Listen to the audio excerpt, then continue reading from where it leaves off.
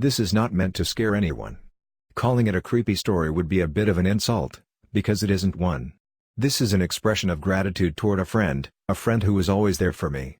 He watched over me as I was growing up and was the best friend any kid could ever have. Even if I didn't recognize it at the time. He was always there, even though I couldn't see him, and he was always acting in my best interests, even if I couldn't understand. I'd like to take some time to share with you our story, because if you're lucky, you might have a friend like this too. I think I should let you read his letter first. In May of 2010, I bought a new computer and took my old one to the shop to have everything backed up. I'd brought the new computer home and had begun restoring my files from my portable hard drive and reinstalling programs when I noticed that there was a file in the miscellaneous folder that the shop's technician had created for files with no other place. It was called Happy Birthday Baby.txt. Initially I thought it was a message my mom had written for me that I'd never read as intended, but I opened it, and this is what I found. You might find this one day. I'm not great at this computer stuff, but I've watched you tinkering with this machine lately, and I think I know how to save this so that you'll find it. Seeing as it's time for me to go, I want to leave you this last little message. I know you never met your father, but to me he was Colonel Marcus Andrew Stoffeld, as I'm sure your mother told you. He was a good man, one with the pride of a lion, the strength of a bear and a heart of pure gold. Truth is, I was almost like his son long before you were born. I was his second in command and served with him for 3 years. I watched as your mother wept when she heard the news, her belly swollen with your soon-to-be debut into this world, and I stayed with her every second of every day. That was, until the day you came into the world, then my focus shifted to you. I watched as they cleaned you and handed you to your mother, and she seemed to look right at me with a knowing eye as I stood over the both of you, almost as if she'd known along, and I'd be willing to bet my last penny she did. I've watched you grow and I remember everything, even the things you don't. You always were such a happy baby and you had seemed to have inherited your father's sense of humor. When you were getting to be 4 months old, you would do just about everything to hinder your mother's attempts at changing you, laughing all the while. You were a wild one at heart, just as you are today. Just like Marcus. When you were about 6 months old we would play all the time. We had one game in particular, where I would grab your toes and tickle your belly.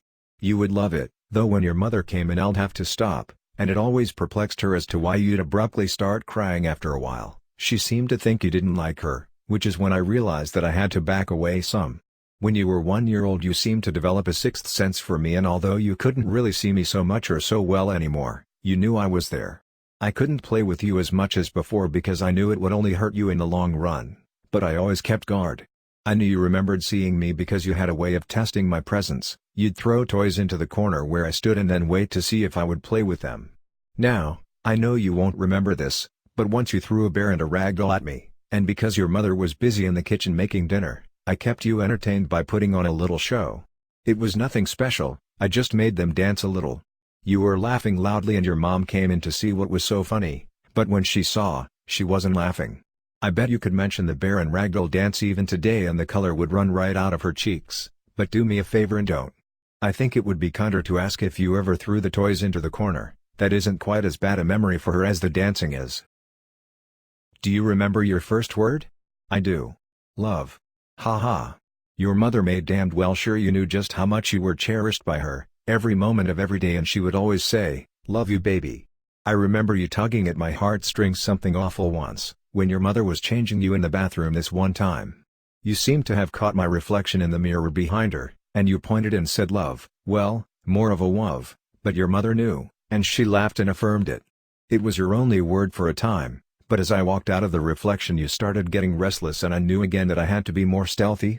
You were growing more and more every day now, and I couldn't afford to break my promise to your father, which is why I would have to retreat yet again. I broke the rules many times to protect you, for that promise to your father was everything to me. I remember when you were 3 and had mastered walking, you were a regular little scout, ha ha. You could never keep still, those little legs had opened up a whole new world to you and you weren't shy at all about exploring it. One day you were with your mother in the market, and a lady with a shiny purse caught your eye. You went running after her, just as another shopper was running with her trolley in front of her, coming the other way. She didn't spot you, and because you were running after the purse, you didn't see her either.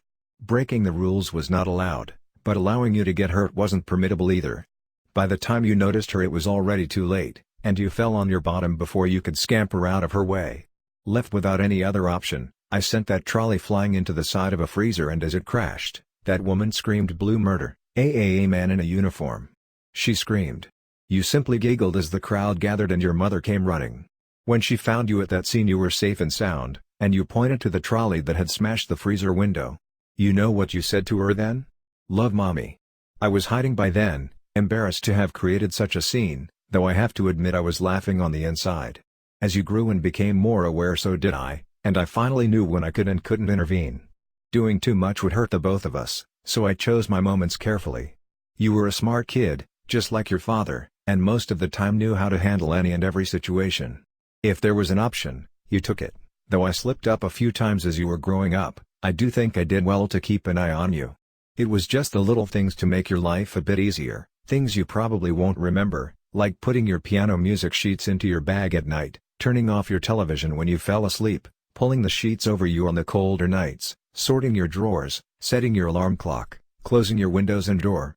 You caught me doing one or two of these things a few times, and I wanted to take the time now to apologize for scaring you. This one time you were doing your homework and fell asleep at your desk, so I filled in all the answers for your math quiz. You'd made such a fuss to your mother earlier about how strict the teacher was about homework and I knew you knew the answers anyway, but you suspected more than ever when you woke up and found that whole half a sheet you left incomplete was done. You were older and had forgotten that we were friends, things you saw in the media about ghosts scared you and you had every right to be afraid. I just want to say I'm sorry. I never meant to make you cry. If only I had taken a little extra care you'd never have known. I just wanted to keep you safe and happy. As you matured you began to take form as a little lady and as such, and you began to know the evil of men. Though you had your wits about you, you were always taking stupid risks, and watching over you became a little more of a worry for me. Gradually, I had to expose myself more and more, most memorably that night when that no-good boy you brought home started putting the moves on you. Your mother was at work, he was only after one thing, and although I knew it wasn't my place to choose for you, you were still only a baby girl, just 15 years old. As he got on top of you and started undressing you, took his top off and began whispering those sweet nothings, your face said it all. You were scared. And when you told him to stop and he wouldn't, and when you tried to push him off and he got angry, when he struck you and finally tried to put his hand up your skirt, all the evil I kept inside of me broke free at that moment and it was something I couldn't control. My rage boiled over as I began to growl, the lights flickering, the TV volume rising, the doors and windows crashing open and shut. The keys on your piano began to rattle and with your father's roar, I yelled, "Get out of the house, boy!" He ran out of that room and you tried to follow, but I slammed the door in your face and wouldn't let the handle go until your mother pulled into the driveway. I'm so sorry, kid, that whole thing traumatized you for a while. You became more frightened of me than ever, having such an experience, and I knew from then on in spite of how much I loved you, we could never be friends. Not after what I'd done. Some nights you used to sit awake late into the evening, watching for me, and I'd have to sit in the darkest corner, looking right back at you, unable to reassure you that I wasn't here to cause you harm. You used to scream, "I hate you. Get out. Leave me alone."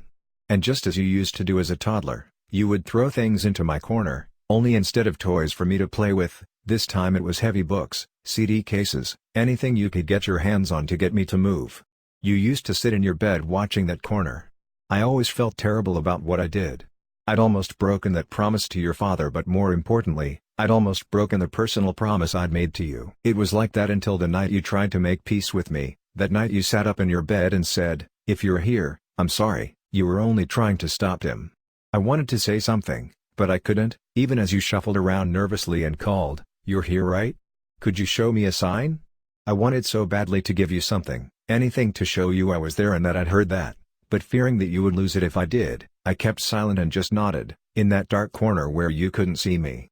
You have to know I was never mad at you, you were just a little girl and that little prick tipped me over the edge. Promise me you'll never do anything like that again, won't you? It's your 18th birthday today, which is exactly why I'm writing this to you. I wanted to wish you a happy birthday. I'm sure your dad's getting sick of keeping that bar stool open for me. Live a good life, try not to forget about me, and know you turned out great. Your father would be so proud of you.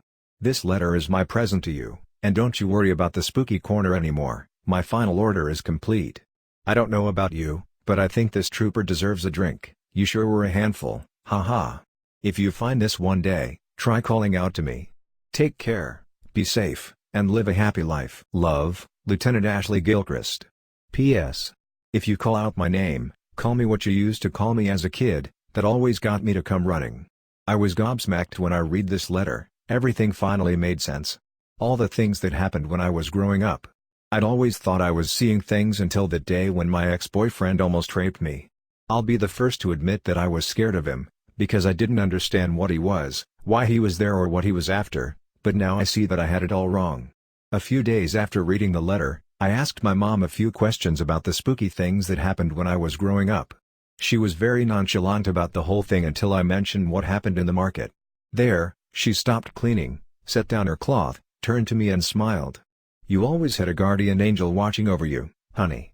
I don't know if it was your father or not, but who or whatever it was, it made sure nothing bad ever really happened to you." As she turned around and began cleaning the dishes, she asked, "So I guess you met it then, right? Your spirit friend?" "Not exactly, he left something for me." I went upstairs, brought my laptop down and showed her the letter on my computer. My mother was crying by the time she finished and she told me all about my dad's friend. He was a kind boy. Mark brought him home once to meet me and he had a certain thing about him. That man was as loyal as a dog to your father. He had a love and respect for him that even I was intimidated by at times. When he came to our home on leave, Marcus nearly had to order him to make himself at home, and he even had to be asked to take his uniform off. He looked up to Marcus almost like a boy looks up to his father. I don't really know his background, but I remember your father telling me that he was a good drinking partner, a fine soldier, and an invaluable friend. She took a deep breath and choked back a few of her tears before continuing on. They found that poor boy and your father all alone in a building that had been overrun by their enemy. They'd been out on recon, and their team got separated when they came under fire. The rest of the boys on your father's team survived, but those two weren't so lucky. The way they found them was peculiar. She swallowed heavily, looked me right in the eye and said, "That boy was found on top of your father, riddled with bullets. He was shielding him right up until the moment he died. He could have gotten away but he refused to leave your injured father's side." With that we both burst into tears. Love. That's exactly what he was a guardian. I'd never had any reason to be afraid of him, and I'd have given anything just to tell him I was sorry and that I loved him back. I had no right to have done all those terrible things I did to him at the end, I realized that he had loved my father so much not even death could keep him from that promise he'd mentioned in the letter.